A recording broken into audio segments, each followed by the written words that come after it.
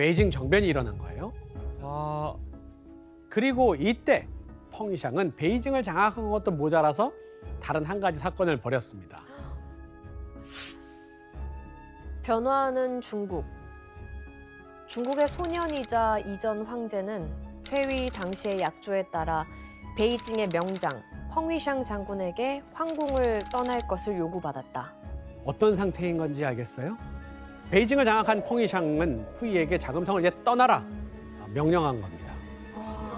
그 결국 11월 5일 펑이샹의 군대는 자금성을 포위하고 푸이에게 황제 칭호를 취소한다라고 하는 성명에 서명하도록 강요를 합니다. 와, 이거 너무 혼란스러운데요? 그런 다음 푸이에게 당장 짐을 챙겨서 자금성을 떠나지 않으면 자금성을 다 불태워버리겠다라고 협박을 하죠. 야, 그거 태웠으면 참 역적으로 남았겠다. 결국 푸이는 자금성에서 감나가는 물건들을 하나 둘 챙겨서 아버지의 집으로 옮겨갑니다. 자금성 안에서 불리던 황제의 칭호마저 이제 드디어 완전히 사라지게 된 거죠. 아유. 하지만 푸이는 이 펑이샹의 부하들이 있는 이상 안심할 수는 없었겠죠. 황제도 아닌 자신의 안전을 지켜줄 든든한 울타리가 필요하지 않았겠어요? 근데 누가 도와줘요? 아무 직위도 없는 그냥 일반 그러게요. 평민인데 이제. 푸이는 스승이었던 존스턴을 통해서 해외 여러 공간과 접촉을 합니다. 영국과 네덜란드 공사관에 도와달라, 보호해달라 이렇게 요청을 해요. 어땠을까요? 그래도 황제 출신이니까 좀 챙겨주지 않았나요? 그런데 두 나라는 중화민국과의 관계를 고려해서 푸이의 보호 요청을 거절해버립니다. 그런데 이때 푸이의 보호 요청을 받아들인 나라가 딱 한 곳 있었어요. 어디지? 어딜까요? 일본? 일본입니다. 맞습니다. 바로 일본이었어요. 아야씨가 있잖아. 나올 때가 됐어요. 일본이 개입할 때가 됐어. 그렇다면 일본은 왜 푸이를 받아준 걸까요? 뭐 이용하려고. 그 이용해서 그 중국을 좀 쥐락펴락하고 싶어서. 맞아요. 네. 바로 그거입니다. 다른 나라랑은 달랐던 거죠. 일본은 만국의 황제인 푸이가 언젠가는 자신들한테 도움이 될 거다 이런 생각을 했던 겁니다. 하지만 일본의 속내를 전혀 알 수 없었던 푸이는 일본 공사관이 위치하고 있었던 텐진에 일단 살게 돼요. 이것은 자금성만큼은 아니지만 그래도 어마어마했다고 해요. 푸이 자서전에 따르면 그 토지만 4,000평 정도 됐었고 4,000평이라고요? 예. 자금성보다 작지만? 네네네. 그래서 그 중앙에 2층짜리 큰 집이 있었는데 거기서 머무르게 됐었거든요. 그래서 그 원래 소유자였던 선나라 장군이 임대료도 받지 않고 그 매일 마당을 쓸어주기도 했다라고 해요. 야, 장군이 마당새 역할을 했다고. 아니 대접을 잘 받았네요 그러면. 네네. 거기서 극진한 헌대를 받은 푸이는 하루하루 돈을 펑펑 써가면서 다시 사치하는 모습을 보여줍니다. 서양인처럼 이렇게 이런 생활을 했다는 거 아니에요? 아니 잘 지냈네 여기서. 할 건 다 했네요. 너무 사치스럽다. 와. 파티 했구나. 푸이는 일본이 주최한 외국인들과의 파티에 드나들면서 황제 대우를 만끽하기 시작합니다. 몇 번을 뭐 누구에 의해서 뭐 폐위 당하고 뭐 아무 지장 없는 것 같아. 갑자기 이 동정심이 쏙 들어가는. 자유로움에 푸이가 하나둘 젖어들게 될 때 일본은 비로소 푸이라고 하는 카드를 써먹을 기회를 활용하게 됩니다. 기회가 와요? 러일 전쟁을 통해서 만주 일대에 만주 치안을 담당하고 있던 일본의 주둔군 관동군을 두고 이 일대를 통제하면서 조선을 한번 식민지로 삼은 일본의 다음 목표는 대체 어디였을까요? 중국. 맞습니다. 바로 중국 대륙으로의 야심을 보여주기 시작한 거죠. 그런데 일본이 꿈꿔왔던 그날은 생각보다 일찍 찾아왔던 겁니다. 1931년 관동군이 일으킨 침략 사건, 바로 만주사변이 발생한 겁니다. 만주사.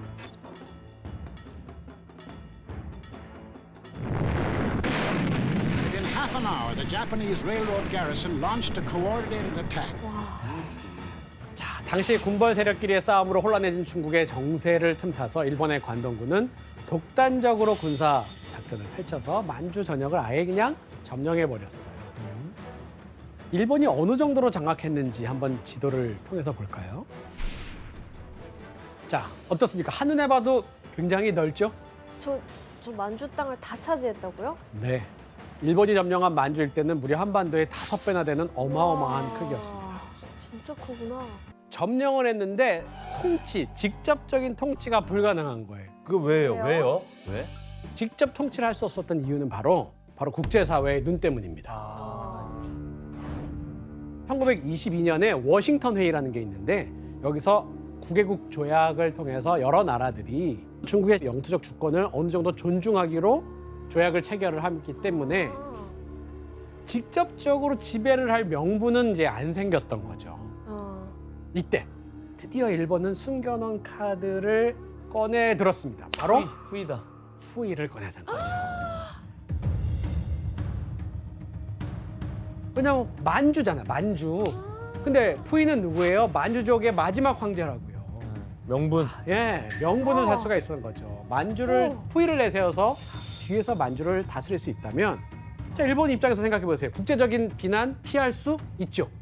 만주 땅까지 얻을 수 있는 겁니다. 진짜 전략적이다. 일본은 푸이에게 만주에 가서 독립적인 국가의 황제가 된다면 청나라처럼 만주인이 이끄는 나라를 만들 수 있다며 사실은 허황된 꿈을 심어준 겁니다. 계속 황제가 되고 싶어 하는 계속 거야. 되고 싶은 거죠. 그렇죠. 교수님, 그래서 푸이는 결국 어떤 결정을 내렸어요?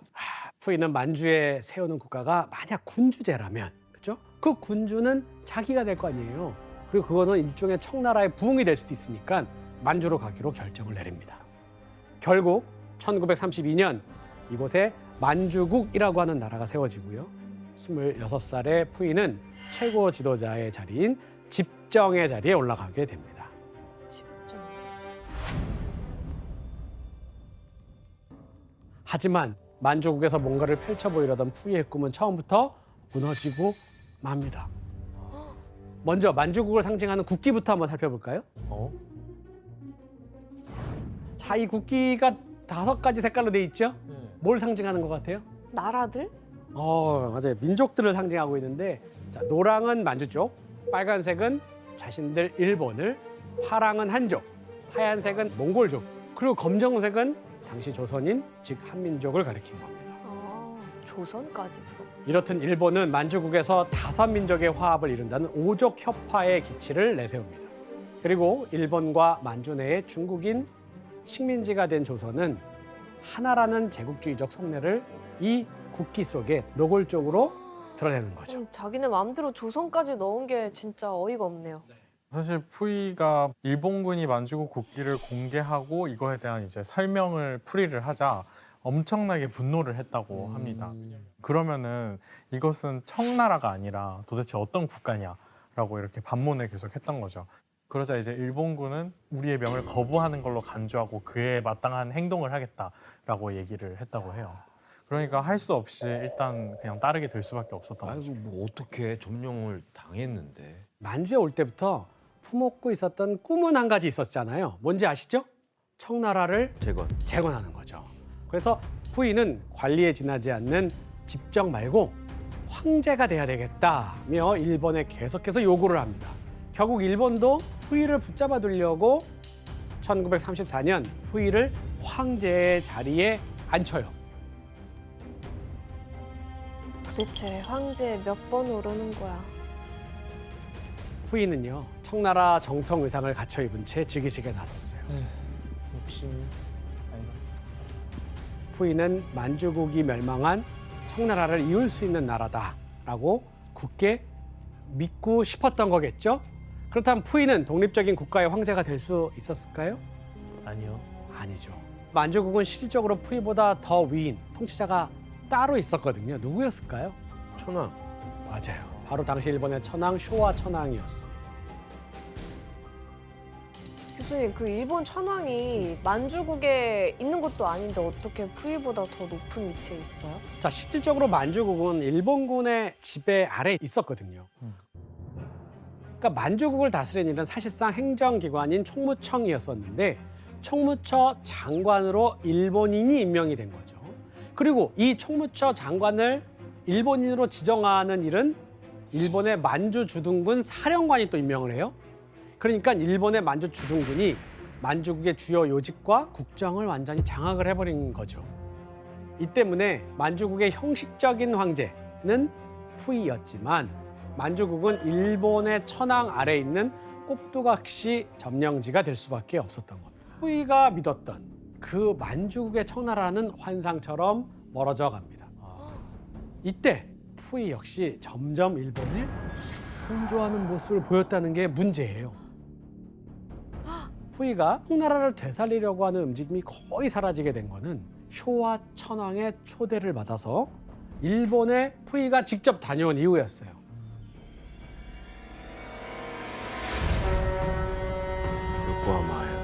요코하마로.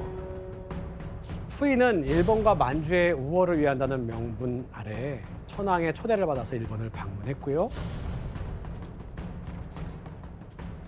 일본 천황이 직접 나와서 그러니까요. 환대를 해줬구나, 완전히.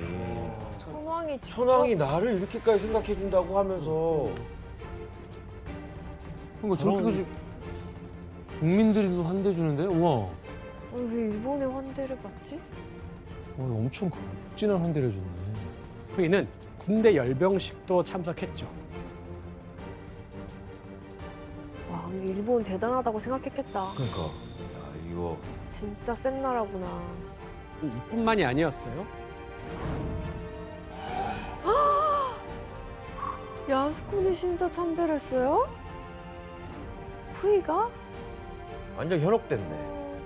자, 일본을 다녀온 이후 푸이는 조서를 발표하는데요. 자, 어떤 내용인지 규현 씨가 한번 읽어주겠습니까? 짐은 일본 천황과 정신적으로 한 몸과 같으니 오자빠졌네. 진짜. 많은 사람들이 더욱 이 뜻을 받들어 우방과 일심동체로 양국의 영원한 기초를 마련하고 동방 도덕의 참 뜻을 발휘해야 한다. 이거 세뇌당했는데. 완전 지금? 빠졌네. 완전 당했다. 아니 영화 다시 찍어야 돼요. 마지막 편지 다시 찍어야 될 것 같아. 푸이는 일본 천황을 만난 후 일본의 환대에 빠져들면서 일본과 만주는 그야말로 하나다라고 하는 일본의 주장을 그냥 그대로 받아들이고 드러내는데 동조해버립니다. 내가 봤을 때 그리고 1940년 일본으로 가서 천황을 한 차례 더 만난 푸이는 이번에는 건축물을 지었는데요. 건축물을 지었다고요? 뭐야? 그거는 바로 건국 충령묘입니다. 이게 뭐예요? 절 같은데 좀? 푸이는 일본의 이곳에서 본따서 이것을 세웠다고 합니다. 대체 어디였을까요? 야스? 군이? 네, 어? 바로 야스쿠니 신사입니다. 자, 이 건국 충령묘는 전사한 일본군과 만주국 군인들의 제사를 지내는 한마디로 말하면 만주국판 야스쿠니 신사다라고 할 수 있는 곳이었습니다. 지금 만주에다 그랬다는 거예요? 그렇죠. 에? 교수님, 푸이가 거의 뭐 일본과 하나인데 일본이라고 해도 다름이 없는데 그럼 그 이후는 만주는 더 어떻게 변해가나요? 만주국은 점점 철저히 일본의 식민지처럼 행동하기 시작했어요. 심지어 만주국은 일본을 따라 아시아 태평양 전쟁에 참여를 선포하거든요. 이때부터 만주국은 일본에 철저히 봉사하는 나라로 바뀌게 되죠. 그 결과 만주에서 일본 국내로 운송되는 주요 물자의 비중도 점점 높아져만 갔던 거죠. 그런데 일본이 전쟁을 수행하기 위해서 만주국을 이용한 건 이뿐만이 아니었어요. 자, 약 여기서 3,000명의 사람들이 세균 무기 연구와 개발을 하는 것이었어요. 또 마르타라고 불리는 사람들을 가두는 감옥이 2개 마련돼 있었다고 해요. 이것은 절대 살아서 나올 수 없는 것이었고 부대가 철수할 때 생존자들을 다 살해했다고 알려져 있어요. 아유, 교수님 어쨌든 이곳에서 대부분 뭐 어떤 실험들을 한 거죠? 네, 한 대표적인 실험이 있는데 어떤 건지 한번 사진을 통해서 좀 보도록 하겠습니다. 아, 저희 못 볼 것 같아요. 이거 동상이죠? 맞아요. 자, 일본은 중국인을 대상으로 동상에 걸렸을 때 수술을 해야 되나, 지혈을 해야 되나, 수혈을 어떻게 해야 되는지 실험을 실시합니다. 그래서 추운 겨울에 젖은 양발이나 장갑을 끼우거나 술에 취하게 한다든지 해서 동상이 걸리도록 하고 실험을 실시했다고 전해집니다.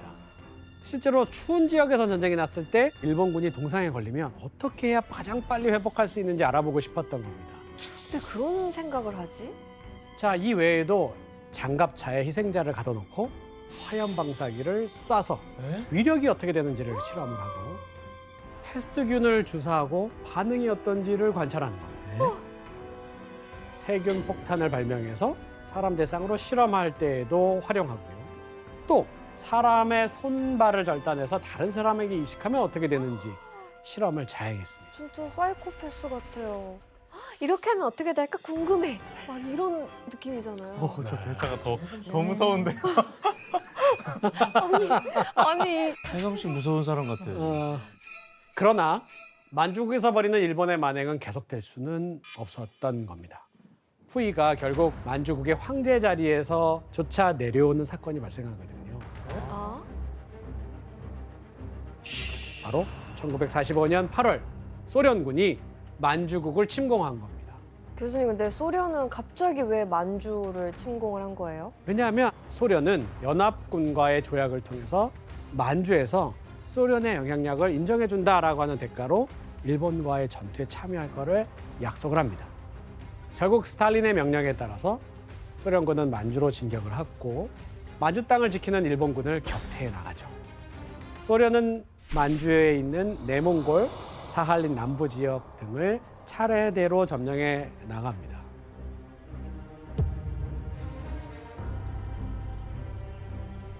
이런 상황에서 푸이는 일본이 항복 선언을 하자 서둘러 만주국 황제로서 마지막 태위 조서를 썼어요.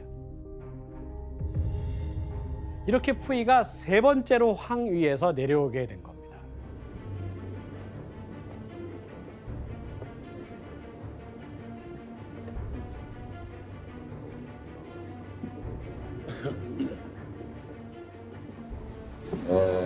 我是生在北京，名字这个叫溥仪。09年的时候，做这个中国的皇帝的这个地位。司令长官，这两个表示的感谢意思，关于这个出位表示感谢，没有。no， 바로 배신 때리네요. 以后的情形跟你说，完全我的腿跟我的手完全不是我的，一切的事情完全是日本的一种强制之下，按照之后，一切的身体的个人自由完全没有了。如果那时候我们要是反抗他的时候，完全那时候今天还不能到这个法庭那儿对证。 하지만 일본군 변호인들은 푸이가 침략에 가담할 뜻이 있었으며 아무것도 몰랐다라는 푸이의 증언이 거짓이라는 것을 입증하려고 했죠. 아니 본인이 신사까지 만주에 차렸다며. 그러니까 이게 말이 돼? 그거는 좀 빼박이죠. 그럼 마우지 씨 이때 딱 중국인들의 반응 어땠을까요? 나 진짜 궁금해 중국 사람 반응. 사실 그나마 전번 재판 때는 좀 일본을 맹렬하게 비난을 하게 되면서 그래도 최소한의 황제의 체면은 살렸다라고 이렇게 평가를 한 것 같아요.